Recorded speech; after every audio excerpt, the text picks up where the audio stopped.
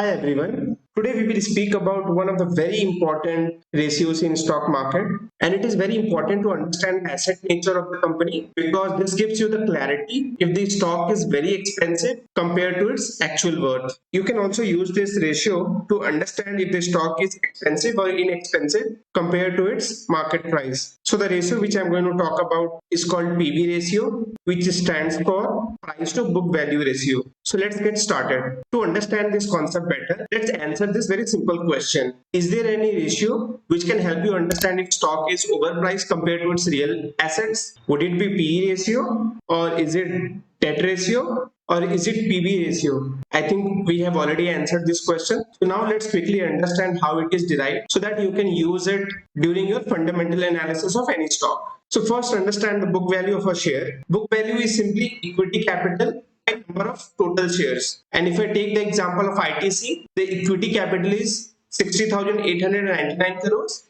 and the total number of shares is 1232 crores. So the book value of the share comes as 49.4 rupees per share. So if you look at the balance sheet of ITC, you can see share capital is 1232 crores and reserves are 59,667 crores. If you add these two, you get the equity capital of ITC and divided by total number of shares, you get the book value of 49.4 rupees. So in summary, book value is net value of firm's asset found on its balance sheet, and it is roughly equal to the total amount all shareholders would get if they liquidate the company. Now, what is market value? Market value tends to be greater than book value because it captures not just profitability but also intangible factors as well. So if you have understood book value and market value, let's put these numbers and see what is the PV value of a stock. So the market price of ITC is 270 rupees and its book value is 49.4 rupees.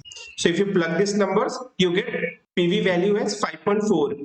Now, what does this 5.4 denote? So how can you comprehend this ratio? You can understand it as, in accounting terms, this is how expensive or premium the stock price is compared to its actual worth of assets. When I say assets, assets means physical assets like factories, buildings, lands, machineries, IPs, intellectual property like patents, R&D findings, etc. And they are also the assets of the company, which can be sold in case if the company gets liquidated. So if you look at screener.in, the market price or the current price is 270 rupees and the book value is 49.4 rupees. And if you divide these two, you get the PV ratio of ITC. Now let's try to understand some key important points while analyzing the PV ratio of a stock. PV value is very important indicator for stocks which are asset heavy.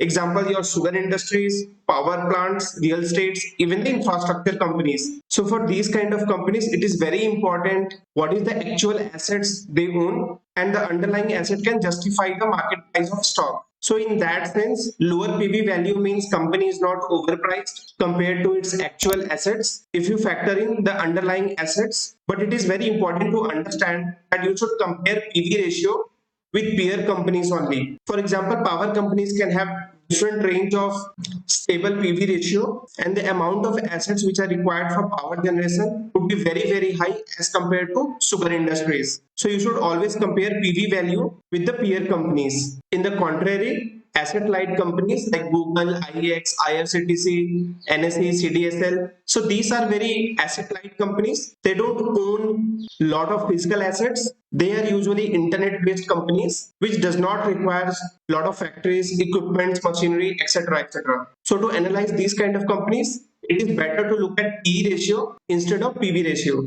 That's all for PV value. So if you go to screener.in and see and try to analyze Bajaj Hindustan Sugar Limited, you can clearly see that its book value is greater than or the market price. But this does not necessarily tell you that it's a very great stock or it is undervalued, because for this kind of companies, it is very important that they have the assets like factories to produce sugar, and more the number of factories they have, the better their capacity utilization would be.